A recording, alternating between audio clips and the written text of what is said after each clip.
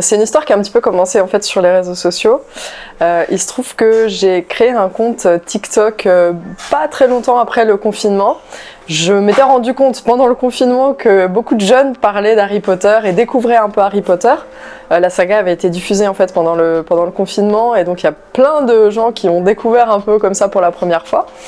Même si Harry Potter bien sûr était très connu auparavant, mais il y a toute une nouvelle génération, toute une nouvelle vague qui a débarqué.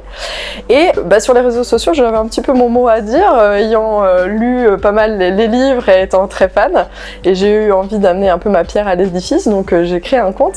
Et il se trouve que ça a plutôt pas mal marché. Et les gens ont commencé à me suivre un peu pour cette passion autour d'Harry Potter.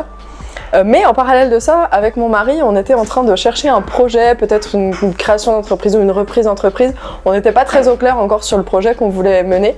Et au bout d'un moment, en fait, la connexion s'est faite. On s'est dit, pourquoi est-ce qu'on n'allie pas cette passion pour Harry Potter? Mon mari étant cuisinier et fan de pâtisserie, on s'est dit, en fait, là, on a vraiment un truc à faire sur ce domaine-là. Et c'est comme ça qu'est né l'idée, puis le projet concret et physique d'Élixir et Sorcellerie. Alors en fait, quand on a pensé le projet, on a eu vraiment une idée globale d'un lieu de confort, d'un lieu de réconfort même. Je voulais que les gens se sentent comme à la maison. Vraiment, c'est un peu ce qu'on dit de Poudlard, hein. Poudlard, c'est la maison de tous les fans.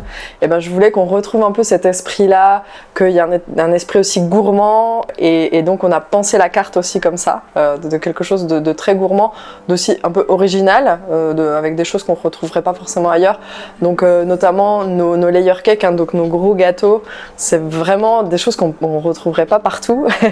et donc on a pensé tout le projet comme ça. C'est possible aussi de manger le midi, on fait des brunchs, en fait on peut venir tout au long de la journée et profiter de salé, de sucré, il n'y a pas que les gâteaux.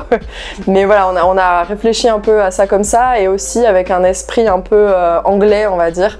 Alors ces gros gâteaux, c'est juste ce qu'on a retrouvé un petit peu au Royaume-Uni, et voilà. Alors je pense un peu comme tous les fans, il y a des livres qui nous touchent plus ou moins, et je pense que c'est très personnel, et c'est sans doute aussi par rapport à notre histoire, notre personnalité. Moi le 5, Harry Potter et l'Ordre du Phénix, me touche particulièrement. J'aime beaucoup le 5, c'est le plus gros aussi. C'est le plus gros de la saga, il fait plus de 1000 pages je crois. Et également le tout dernier, j'ai une affection particulière pour celui-là, puisqu'en fait on a toute l'explication, toutes les révélations finales, il y a beaucoup de choses qui sont expliquées dans celui-là, et j'aime particulièrement ces deux-là.